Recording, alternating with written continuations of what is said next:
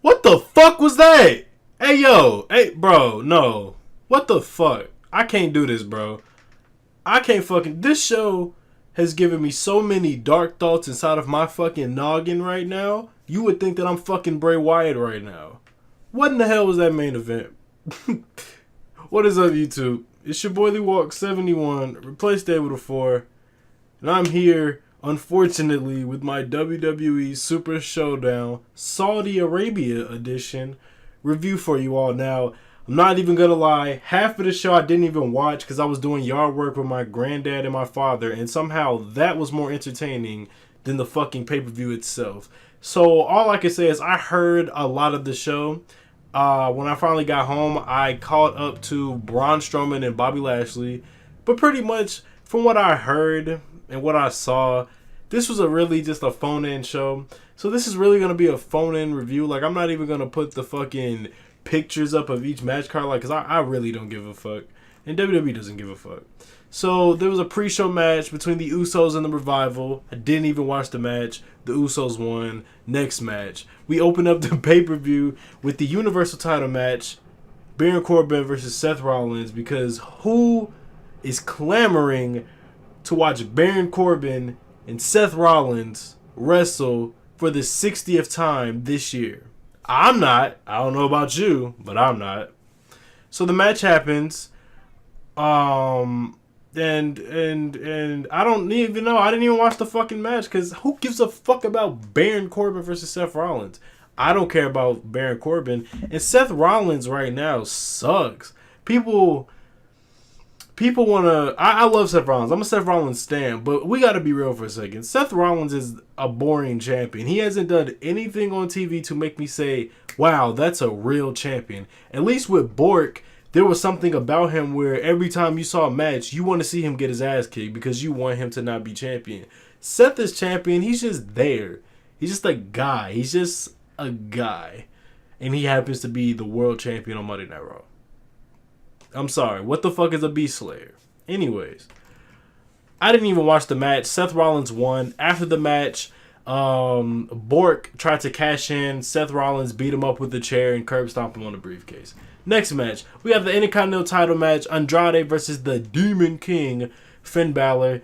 Didn't even watch the Demon entrance because at this point, the Demon entrance is the same fucking entrance every fucking week. Or every time he does this shit. I caught the the last half of the match, and for what I saw, actually wasn't that bad. And I hope we get more matches between these two, like serious Intercontinental title matches, and Andrade wins this time. Finn Bálor hit a DDT off the top rope, which was pretty cool. Andrade tried to go for a sunset flip, reminiscent of his spot for Money in the Bank. Finn Bálor got out of it and instead hit Andrade with the stomps on the ring apron. There was another stomp to the back of Andrade. Andrade actually hit the hammerlock DDT for a near fall, but the finish saw Finn hit the 1916 and then eventually hitting the coup de grace and retain the Intercontinental title. After that, we got fucking Shane McMahon versus Roman Reigns. I didn't even watch this match. I heard the entire match. I heard Drew McIntyre's music, and I heard ding ding ding, your winner, Shane McMahon. LOL, Shane McMahon wins. I didn't even give a fuck about this match to begin with. So I don't even care to really read what happened. All I know is I heard Shane McMahon won the match. And I think it was because of interference from Drew McIntyre, who needs to go back to being a part of 3MB. Drew McIntyre is not who... Drew McIntyre is boring as fuck right now. He's a generic buff motherfucker. Just like everybody else on this roster. He's just generic. He's boring. He does nothing for me. If he had tight leather pants and was playing an air guitar, that would be more entertaining than the shit he's doing now. Anyways, the next match we got was a 3-on-1 handicap match between Lars Sullivan and Captain Racism himself, Lars Sullivan, in a match I also was not watching, so I didn't give a fuck. And the ending saw the Lucha House Party lose to Lars Sullivan by DQ because they all just beat the shit out of Lars Sullivan. And then, I don't know. The next match we got, Randy Orton versus fucking Triple H, because apparently we're in fucking 2009. I didn't know that. That shit is crazy to me. And the whole build-up to this match is the exact same build-up as the WrestleMania main event match from WrestleMania 25. I didn't even watch this match. All I saw was that Triple H did the table spot with Randy Orton 4 times. There was a punt kick tease. And then Randy Orton out of nowhere hit an RKO and won the match. Boom. There you go. After that, we got Braun Strowman versus Bobby Lashley. I unfortunately watched this match. Somehow, I found the courage to watch this match. This match fucking sucked. It was gonna suck going into it, but it really sucked. More than a porn star sucked. Anyways, it was just two buff-ass dudes beating the shit out of each other. Honestly, the crowd was dead. You can hear a pin drop during the match. And basically, it was Braun Strowman does something powerful. Bobby Lashley does something powerful. Braun Strowman does something. Bobby Lashley does something. And then it ended up with Braun Strowman doing the running power slam twice and won the match. After that, we got Kofi Kingston versus Dolph Ziggler. Another match from fucking 2009 that we really needed. Story behind this match is that Dolph Ziggler feels that he deserves to be WWE champion because, you know, he's been on TV this whole time. And no, fuck that. The match was like, whatever. It was a whatever match. I mean, I paid attention to most of it. I can't really tell you anything exciting. The ending saw Xavier Woods interfere and eventually led to Kofi Kingston hitting a Trouble in Paradise, and he won the match. And then after that, Dolph Ziggler cut a promo.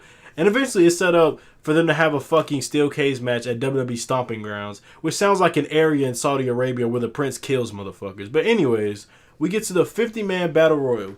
This was actually sort of entertaining. We had everybody that WWE doesn't know how to use properly placed inside this match. It was hella motherfuckers I just seen walk down the ramp that I'm like, God damn, what the fuck happened to y'all? The Viking Raiders, Shinsuke Nakamura, the Good Brothers, Gallows and Anderson, or Gallerson, EC3, Eric Young, who else came out as a conglomerate? The fucking Raw Tag Team Champions. What? Got a jobber entrance. So then eventually The Miz, Samoa Joe, and Cesaro got their own entrances. Everybody else came out as a clump.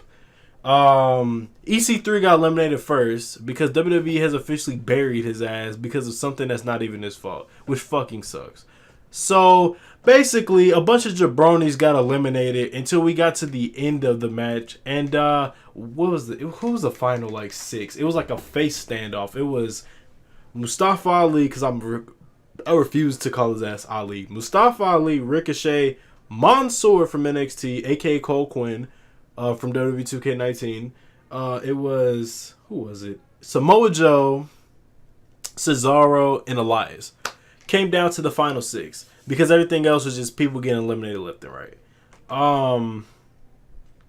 Cesaro got eliminated by Samoa Joe got eliminated by Mustafa Ali and Ricochet before getting eliminated by Cesaro. Cesaro got eliminated by Mansoor, and Mansoor eliminated Elias by doing a backdrop to the floor and eliminating him. And then eventually he got the face crowd reaction because, you know, he's in Saudi Arabia. If you remember his face, he also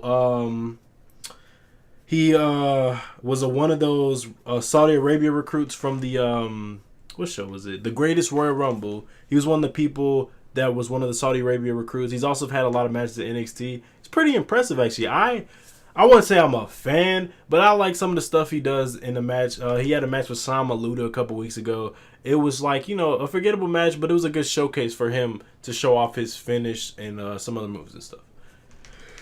Oh, Jesus Christ. After that, he cut a promo. Just basically like one of your typical face promos when they win in their hometown. I did this for y'all. I did this for Saudi Arabia. I'm going to kill another journalist. After that, we got Goldberg versus The Undertaker in the main event.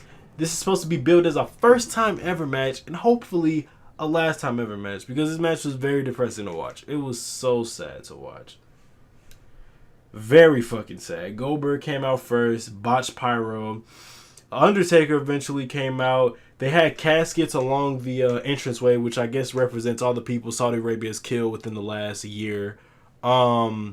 He had the ISIS Druids, and then eventually Undertaker came out. The Gong always is going to get a loud reaction. Then Undertaker came out, had a 5-minute entrance, and then we had the match itself. The match, like I said, very depressing to watch. It started, I can damn near describe the entire match. It started out with Taker punching Goldberg. Goldberg does what Goldberg does, no sells it, hits 2 spears for a near fall, tries to do a weak ass knee bar. Then eventually Undertaker, what the fuck did he do? He did his comeback sequence, did a choke slam, a tombstone. Goldberg kicked out. Eventually Goldberg does another spear, tries to go for the what's the name of his finish? The jackhammer, but it inadvertently turns to a brainbuster. And let me forget, Goldberg, I think he bladed in this match, or somebody from Saudi Arabia bladed him, because that's what they do over there. I don't give a fuck in this review. I'm saying whatever the fuck. I have so many dark thoughts in my head. So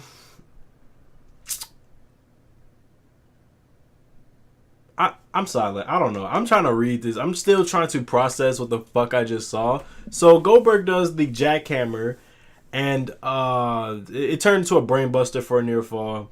Taker, they do the whole tombstone, but then Goldberg tries to reverse it and botches it. Then eventually Taker goes for the choke slam and quickly pins Goldberg and puts the match away after the botch. You can see the look on Taker's face. I might fuck around and make that face the thumbnail of this video. Actually, yes, that's what I'm gonna do. That's gonna be a thumbnail of this fucking video. It's gonna be Taker's face. He had the face of just disgust after that match, and then the show ended with Undertaker standing tall, did the knee, all that type of shit. Pyro went off, all that type of stuff. Alright, that was the show. That was the entire show. This is probably going to be one of the shortest reviews I've done, really. Damn, this shit right now I'm at the 12-minute mark. What do I have to say about this? I mean, listen, I don't give a fuck about this show. WWE doesn't give a fuck. They phoned it in. And it is what it is. I mean, I don't think they cared to put on a good show, because they know half their audience isn't going to watch, because all of a sudden the wrestling fans have a moral compass. They all of a sudden have a moral compass, but don't have a moral compass when they want to stalk female wrestlers and post their nudes all over Twitter and shit. But anyways, all of a sudden motherfuckers got a moral compass. But yeah. So whatever show, very missable. I didn't even watch half of it, and I can tell you that it wasn't watchable. Yeah. Like, comment, favorite, subscribe. I'll have a better review for you guys Monday when Dominion happens, because that's going to be a great show.